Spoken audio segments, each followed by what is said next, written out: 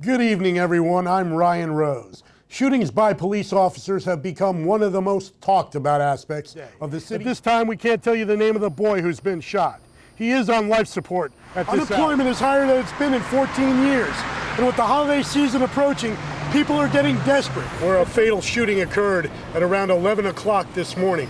The victim was pronounced dead shortly after. Hosting yet another campaign rally here at the Bank Atlantic Center to gather campaign support and to encourage early voting. 15-year-old Inglewood High School student is recovering from injuries police say he received during a gang initiation. Hurricane Ike is approaching South Florida, and even though it's lurking in the Atlantic and might not arrive until Tuesday, preparations are still. If you're traveling today, please be aware that numerous flights have been affected by the winter storm that's blasting the East Coast that were found thrown into the trash right here in this alley. Investigators believe they contain data linked to a scheme in which more than $20 million. Coming up later in the newscast, I will introduce you to a man who keeps pet seals in his backyard. The man says the animals are like owning 7 different children. The best advice may be to just get out of the way. Along a motorcade route in Washington, I'm Ryan Rose. Some called it Noah's Ark. Others called it an eyesore. Either way, an area landmark went up in flames today, and now an unusual construction project spanning nearly a quarter of a century may never be completed. It was one family's dream. It's been here forever since I've lived in Florida. A dream that went up in smoke. The guy's father started building it years and years ago. A giant boat under construction for 25 years. He put a lot of time into this, and he was worried that he wouldn't live long enough to see it float. But all we know is it just caught fire. The Keller family dreamed of one day sailing around the world. It's a 1-bedroom, 1-bath, kitchen, galley, the whole bit. I mean, that whole boat is like a little house. I know his heart's got to be broken because I heard he's put a lot of money into this thing. And that's, from what the fireman was saying, it's trash. And let's get that ladder back up on that boat. Firefighters say it's a first for them.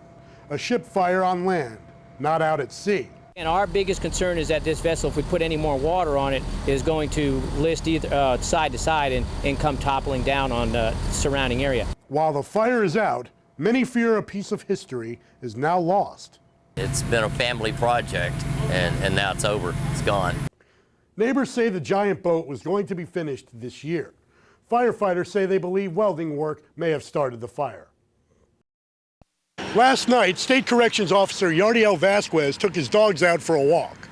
The dogs returned home, but Vasquez didn't. Tall weeds along a stretch of road in West Miami-Dade has become a gathering spot for a group of corrections officers who haven't seen or heard from one of their own since the end of his shift last night. Police say the 53-year-old Vasquez left his home to walk his dogs, but he never made it back. Today, detectives launched a massive search in the area. A short time later, cadaver dogs found Vasquez's body along the side of a desolate road. From the injuries or the marks that were sustained on the body, it appears that this person was struck possibly by a vehicle. The close-knit community of corrections officers are now grieving their loss of a man they call bright, energetic, and only a few years away from retirement. Police are looking at surveillance video that might implicate a car that hit Vasquez. And Vasquez's funeral arrangements are also pending at this time. For Local 10, I'm Ryan Rose. One area woman has an unbelievable story to tell. She heard an intruder in her kitchen last night and got up to investigate. But what she found was hardly normal. Even the 911 operator didn't believe her. It's one of those things you have to see to believe. An 8-foot, 8-inch long alligator in an Oldsmar woman's kitchen. It happened to Sandy Frosty late Monday night. She heard some noise in her kitchen and went to investigate. All I did was look at it and go, oh my God. So Sandy called 911. Huge. Well, how long is huge? I don't know. I only saw the first half of it, and that had to be at least 3 feet. And because it was behind the freezer, and I just disappeared. Are you sure it couldn't be like a iguana or really large? Oh, no. Well, Eventually, a trapper arrived, and the gator was removed. A sheriff's deputy recorded the incident. The gator entered the home through a porch screen. The reptile may have been going for Sandy's pet. He had, cat on his menu that night. You have the right to remain silent. Because of its size, the gator will be destroyed. If she would have gotten close, he probably would have taken a shot at her. Now she is left with an unforgettable story and the pictures to prove it. The trapper who responded says he's had to get gators out of family pools, but never out of a kitchen, much less one 8 feet long. To hear Sandy's entire 911 call or see all of the deputy's video, just go to our website. Back to you. Well, breaking news to tell you about this hour. We're not allowed on school property. SWAT detectives have shot a middle schooler who they thought had a gun. It turned out to be a pellet gun. Detectives say the 15-year-old boy brought the gun to Millwee Middle School in his backpack and took another student hostage during a classroom scuffle.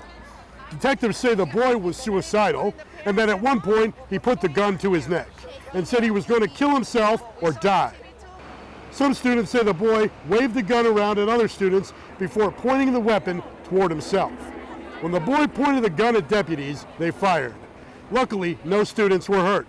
We were in the office and then teachers kept on going like, open the door, open the door, open the door. So we opened the door. This teacher comes in and we're like, he's got a gun, he's got a gun. Students were of course evacuated and classes were canceled for the remainder of the day. We can't tell you the name of the boy who was shot. He is, however, on life support at this hour. Reporting downtown, I'm Ryan Rose. Back to you in the studio, Scott. Thank you for that report.